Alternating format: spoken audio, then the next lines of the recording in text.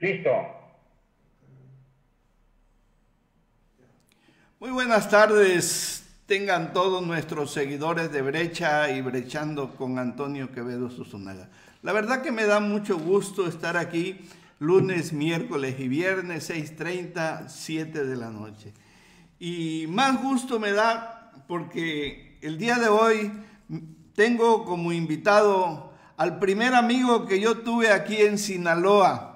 Hace 45 años que llegué yo precisamente a esta región.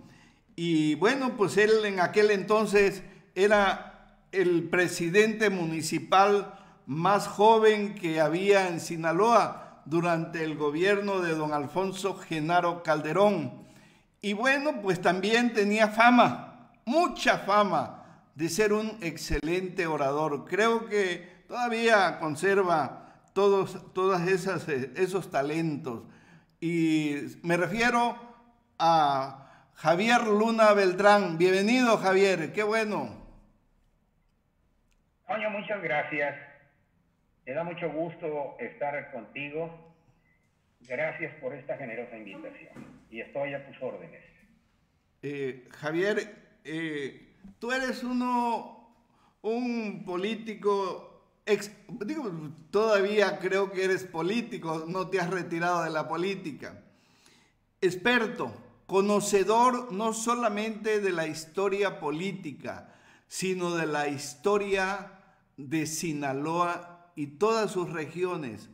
Has tenido la oportunidad de ser alcalde, ser diputado, ser secretario de Educación Pública y otros cargos importantes que has tenido.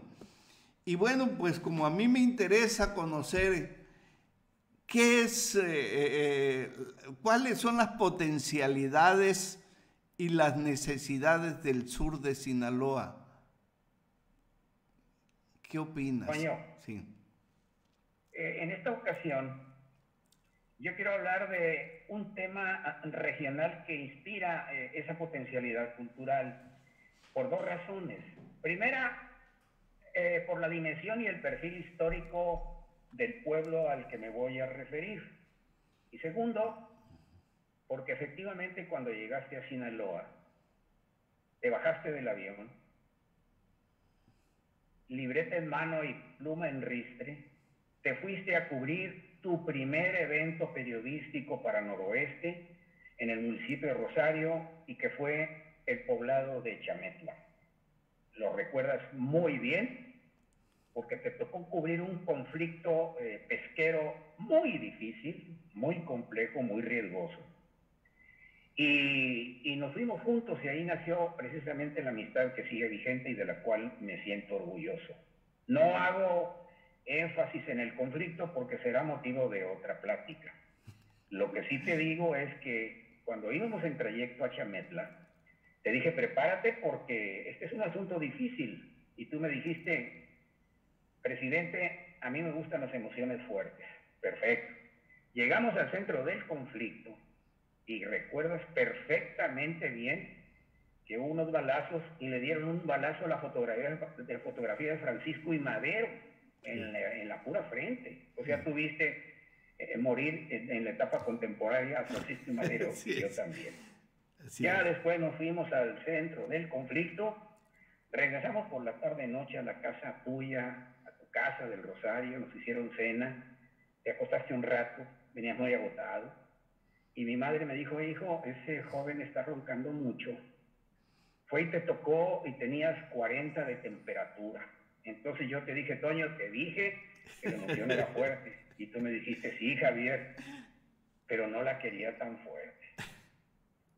¿Lo recuerdas? Claro, es una gran experiencia que tuvimos. Efectivamente, un enfrentamiento entre los pescadores tradicionales y ejidales de Agua Verde, Chametla, una región donde ya había habido un muerto, un marino muerto.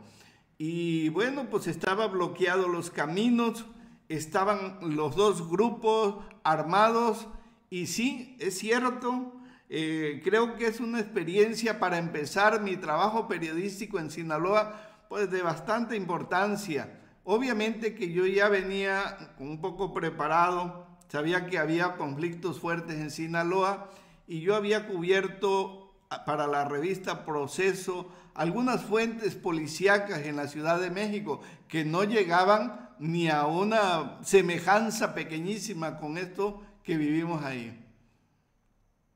La otra, Toña, la otra razón.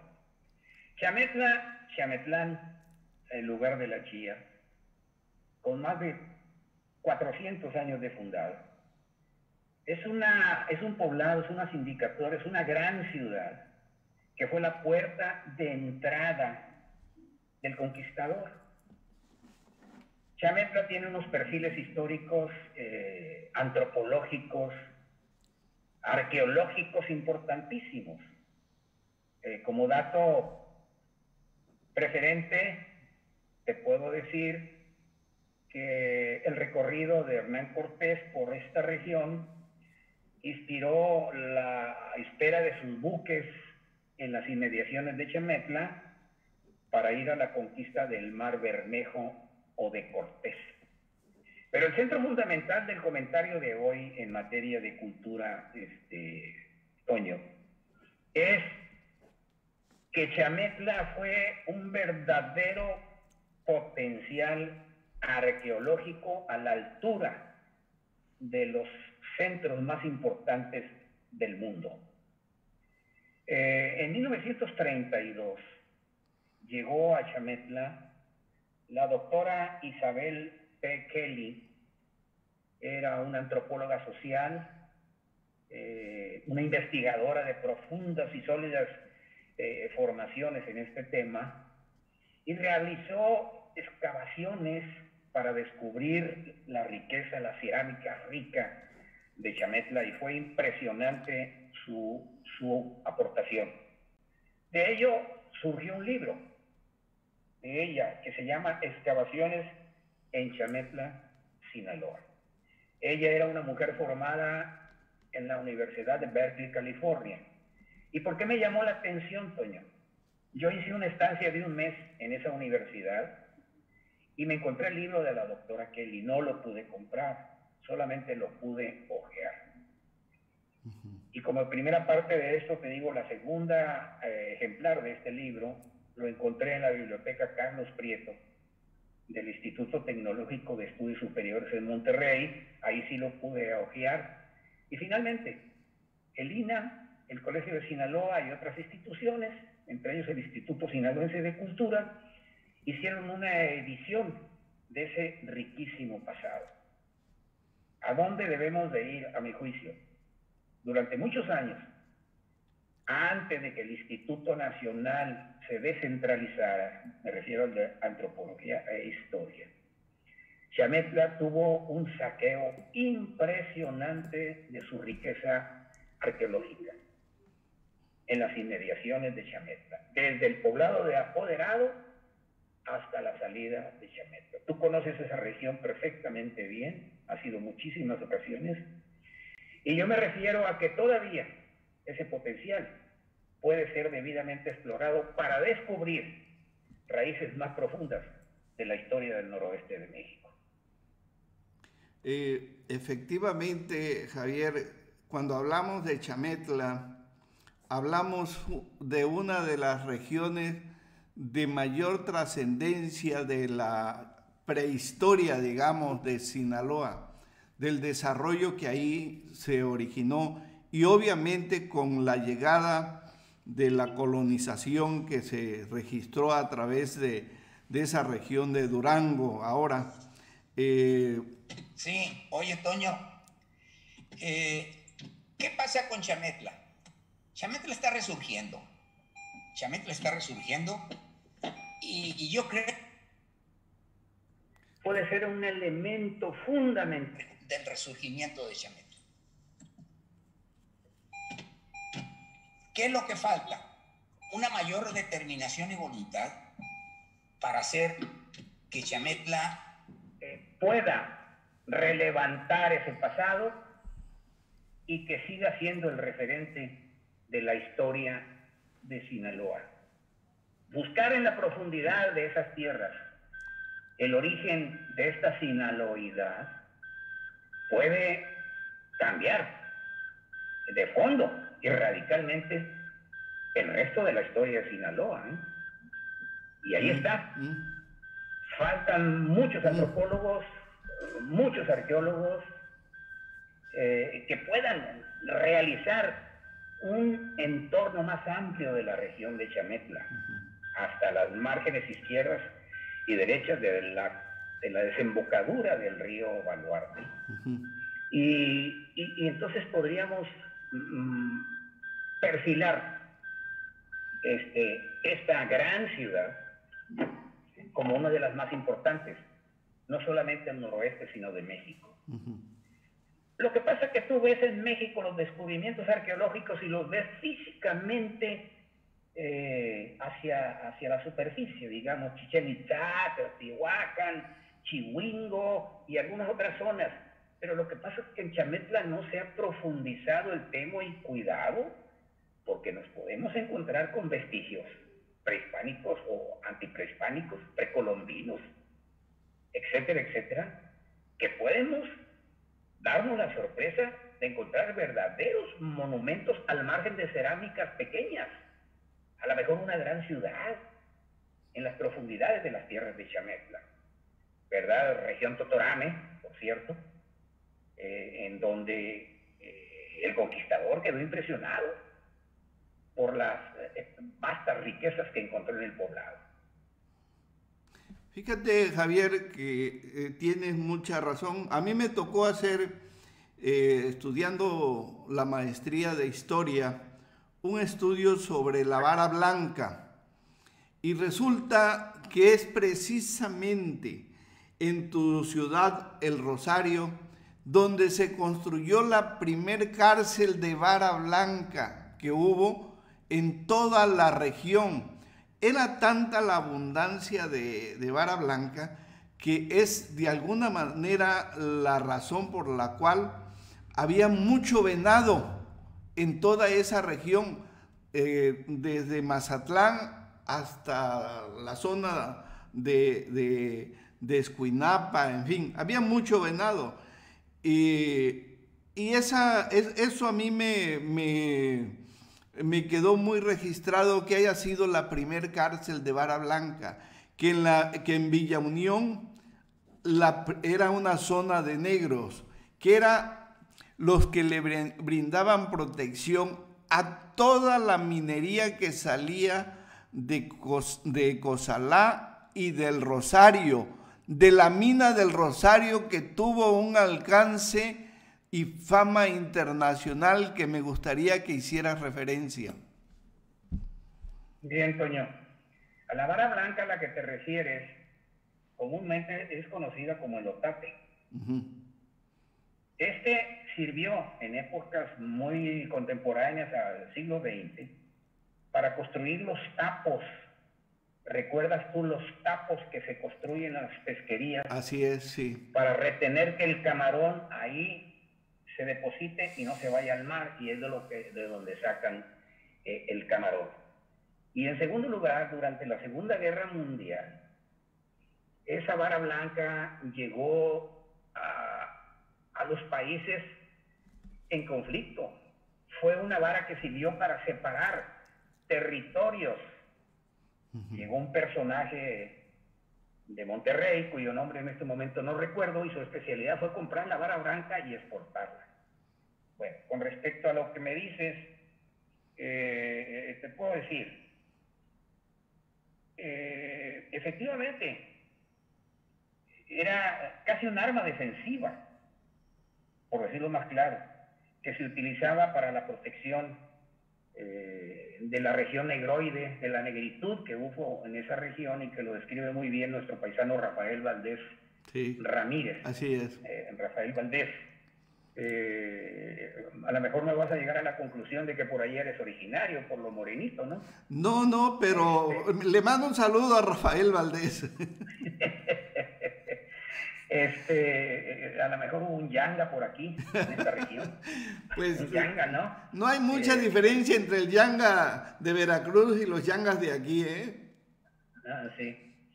Y Toño, vuelvo a reinsistir, habría que explorar con mayor profundidad la arqueología de Chametla. Es verdaderamente impresionante situarse en ese punto y otear, olfatear, percibir que el olor de la tierra esconde todavía una enorme riqueza arqueológica. Tiempos modernos, cuando se utilizaba el arado, los ejidatarios se encontraban con vasijas. Hoy es el tractor. El arado no la destruía tanto, pero el tractor sí. El INA ha hecho grandes esfuerzos, sobre todo por preservar la zona y evitar el saqueo. A mí de niño me tocó, y de adolescente me tocó ver, Toño, cartones y cartones y cartones que salieron de esa región. De todo tipo y de todo tamaño. La doctora Kelly ahí los describe, punzoportantes, vasijitas, etcétera, etcétera, grandes vasijas, etcétera, etcétera. Pero debe de haber más, Toño. Debe de haber más. Hay una zona arqueológica en Hidalgo que fuimos a visitar que se llama Chihuingo, que dicen que era el lugar donde se estableció la universidad prehispánica. No está explorado, son pequeños promontorios, pero cuando llegas a esa zona te das cuenta que estás olfateando esa riqueza. Lo mismo pasa con Chametla. Ahora bien, esto se extiende a la región de Agua Verde, al cerro de San Isidro, a las proximidades de Matadero, a la desembocadura del río Baluarte, y como dato adicional, Teacapán. Te puedo agregar algo que tú también conoces, aquel promontorio de conchas de ostión, claro, impresionantes, sí, ¿verdad? Una isla. Miles y miles de toneladas de concha de ostión en la proximidad de lo que fue la pista de aterrizaje de Teacapán, Sí. que ameritó buenas investigaciones y que todavía ahí está la explicación antropológica de eso, pues sigue ahí pendiente, Toño. Miles de toneladas de concha de ostión, ¿tú los conociste? Sí, cómo no. Sí. Oye, Javier, sobre la minería,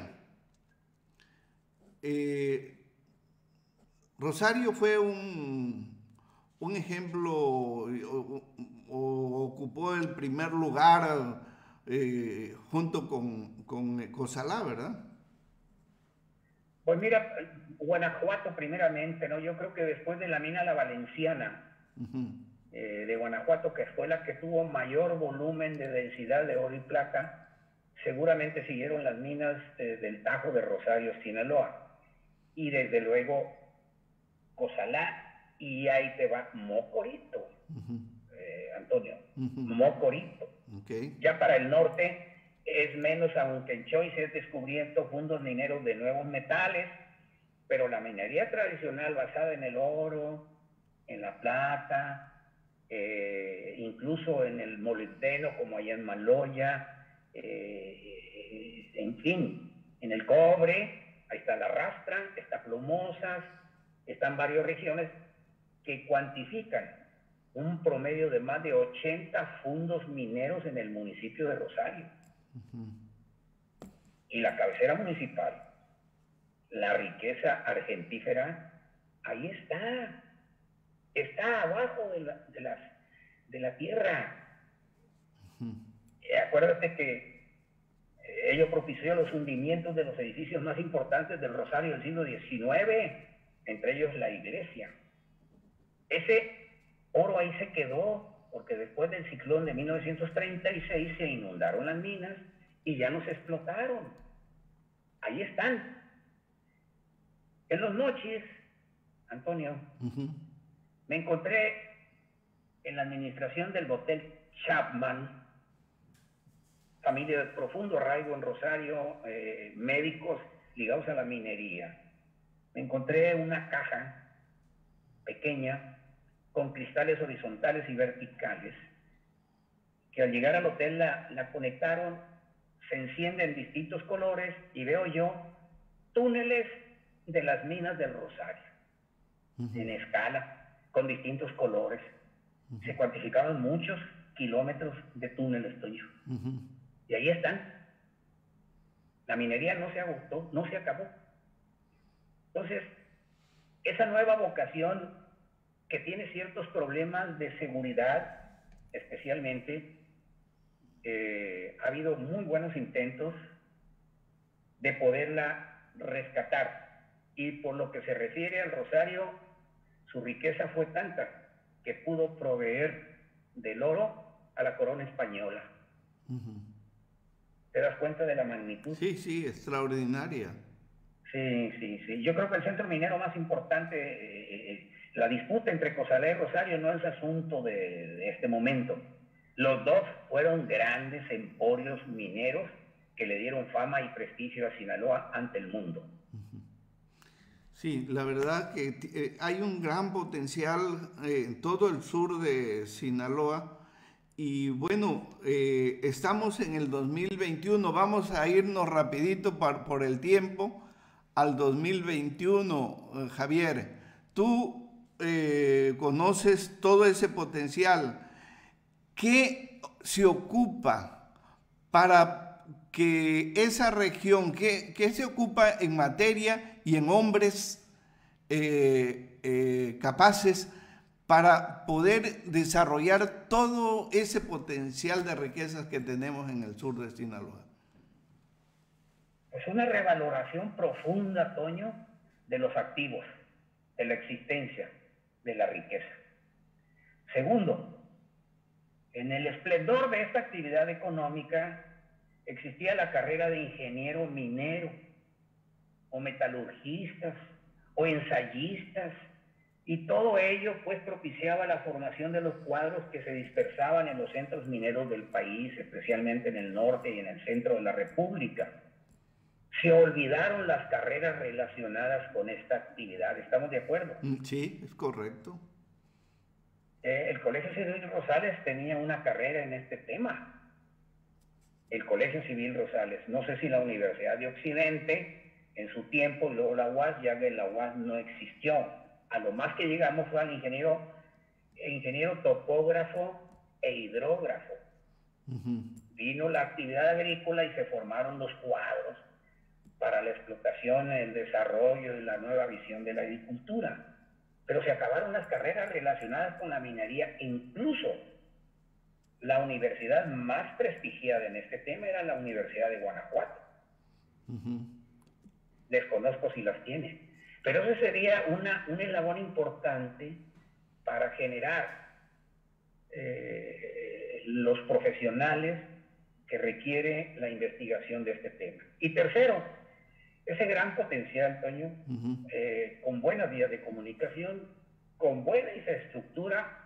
Yo recuerdo la odisea que nos costó llevar la energía desde el Rosario Eléctrica hasta la Rafta, 55 kilómetros de tendido, para reactivar la mina de Plomosas y las minas de la Rastra.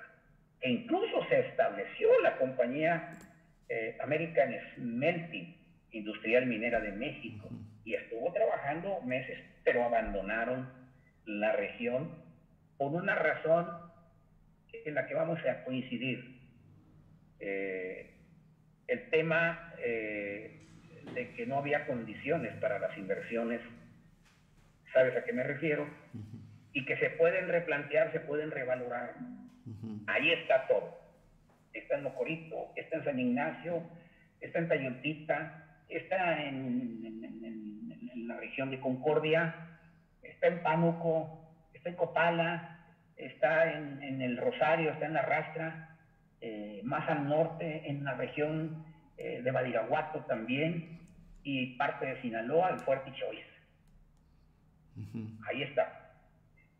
Estados como Sonora le han dado una importancia muy relevante a este tema, pero ojo, los territorios de Sonora son prácticamente planos para la explotación de esta actividad, y los de nosotros son agrestes, son cerriles, son difíciles, pero también por ello son inmensamente ricos. Entonces, ahí están a mi juicio, las 4 posibilidades, y generar buenas políticas para darle a la minería la importancia que tiene y convertirla como un eje o un pivote del desarrollo de las regiones donde se tiene esta riqueza. Oye, Javier, ¿el turismo y la agricultura?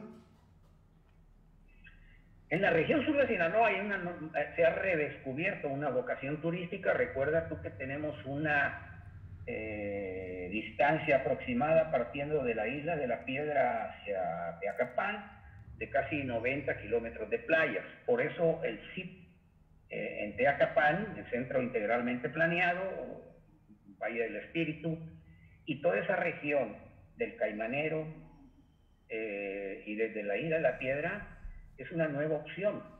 Hace poco yo publicaba lo siguiente en mi Facebook, que Rosario es una ciudad que tiene el río Baluarte 4 grandes puentes monumentales, los puentes. El atirantado en Durango, sobre el río Baluarte, el más alto del mundo, récord, Guinness. Tenemos el puente sobre el río Baluarte que tú conoces por la carretera libre, que en su tiempo fue considerado el puente más largo de México. Tenemos el puente de la autopista con una solidez y una belleza impresionante. Y luego tenemos el puente del ferrocarril. Pocos ríos de México, en tan poca distancia, pueden tener 4 grandes puentes como ruta alternativa de un turismo deportivo, deportes rudos, etcétera, etcétera. Y me atrevo yo a vaticinar que en muy poco tiempo se tendrá que construir un 5.º puente, que es en la desembocadura del río Baluarte en Chametla, para interconectar desde la isla de la Piedra hasta el poblado de Teacapán. Sí. Ahí existe pues esa gran potencia y está creciendo, está creciendo. La agricultura, pues ya está la solución en la puerta después de casi 100 años de sueños, de peticiones, de ruegos y de súplicas. La presa de Santa María, que ya se le ve toda la posibilidad de que sea una obra hidráulica que venga a despuntar y a despertar lo que durante tantos años fue el sueño de los rosarenses, de los escuinapenses, incluso de una región de Mazatlán. Picachos y Santa María van a ser del sur de Sinaloa una nueva región. Y no tardamos mucho tiempo. Ya prácticamente lo veo como un hecho. Oye, Javier, pues la Santa María está ahí directamente en el municipio del Rosario, ¿no? Pertenece al municipio de Rosario, colinda con Durango, especialmente con el municipio de Pueblo Nuevo. Pueblo Nuevo, sí. Pero está asentada desde lo que es los escurrimientos, pues están asentados en el municipio de Rosario. Santa María es una sindicatura perteneciente al municipio de Rosario. Hay una gran actividad. Entonces, imagínate, Toño, la sierra en el sur, los mares, nos están dando, Toño, la esperanza de un sueño que estamos a punto de verlo como una realidad.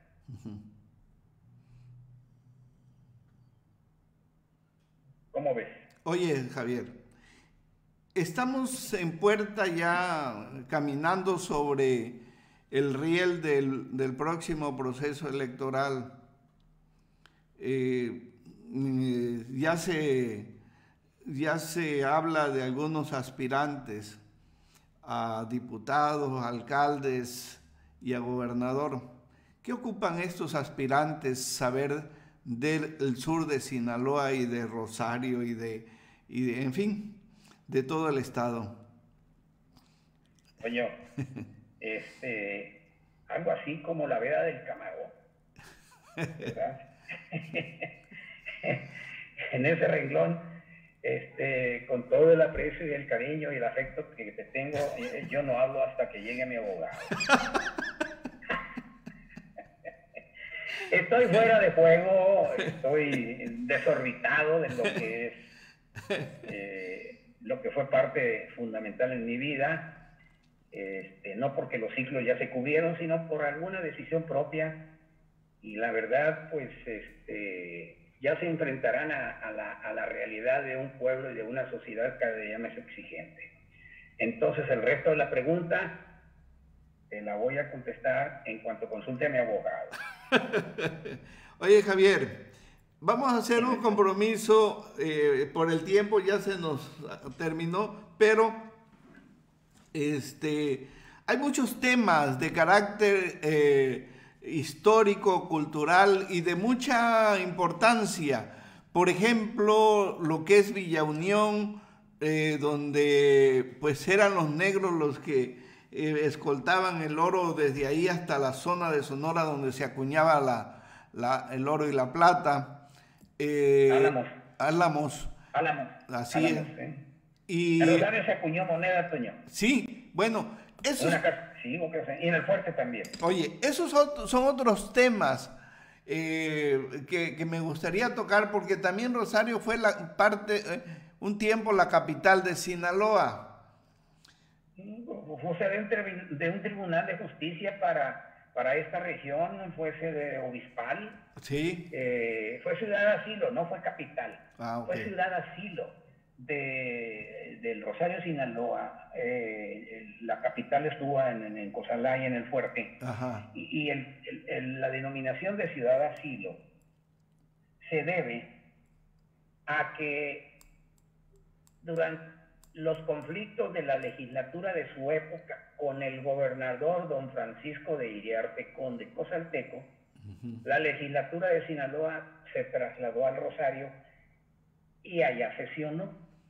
El pueblo le dio una gran hospitalidad, y ya que se restablecieron la armonía entre los poderes, lo primero que hizo la legislatura de la época en 1831 fue expedir un decreto en el cual declaraba al Rosario como ciudad asilo del Rosario, Sinaloa. Sí. Hay la confusión de que eso configura que fue capital del Estado. No lo fue, porque no se instaló el Ejecutivo, no se instaló el Judicial, solamente el Legislativo, pero por una controversia y conflicto con el gobernador en turno. Sí, hay muchos temas que tú conoces muy bien. Yo recuerdo cuando me presentaste a la cantante más importante que ha tenido Sinaloa en el sur y en el mundo, yo creo, ¿verdad? Lola Beltrán. Doña Lucila Beltrán Ruiz. Lucila Beltrán Ruiz. Ella decía que las grandes intérpretes de la canción vernácula eran María Lourdes. Ella decía a Lucha Villa, mencionaba con mucho cariño a Chayito Valdés, y por supuesto ella, con Amalia Mendoza, la Tarea Curí. Dice, fueron la exponencialidad del folclore mexicano. Lola fue hija de un minero. Así es. Que vivió frente al tiro más importante de la mina del Rosario, el tiro San Antonio. Entonces ella tenía esa vocación, decisión de sentirse orgullosamente originaria de un pueblo minero. Okay. Su padre fue minero en la Rastra. Pues muchos temas de este tipo quedan pendientes, Javier. Me da muchísimo gusto que hayas aceptado mi invitación y te dejo emplazado para otra. Espero la notificación y ya veré el recurso que puedo interponer contra el acto de esa autoridad que eres tú, en el sentido de ese emplazamiento. Lo más seguro es que se cumpla. Javier, muchísimas gracias. La verdad que me da muchísimo gusto saber que estás muy bien, que tienes una memoria privilegiada porque no has anotado ni tomado ninguna nota, y te mando un fuerte abrazo. Gracias, Javier Luna Beltrán. Y yo, Toño, como siempre, te envío todo el afecto, reconocimiento Y te recuerdo algo que es muy importante emocionalmente en la amistad que tenemos tú y yo, que me has descrito como el primer amigo que tuviste en Sinaloa. La viva imagen de tu madre en Córdoba, Veracruz, sentada en una poltrona de Macapá. Así es. De palma. Así es. De palma. ¿Sí? Totalmente. Y que me encargó, que lo sepa el auditorio, que me encargó ella, que por favor no te dejaras crecer el pelo. Y me autorizó a que cada vez que te viera el pelo en condiciones de desorden, te mandara a la peluquería, cosa que hice durante algunos años. Ahorita como ya no te sale pelo, pues ya no me preocupa. Muchas gracias, Javier Luna Beltrán, un abrazo. Toño, el abrazo de mi parte para ti. Saludos. Saludos, hasta pronto.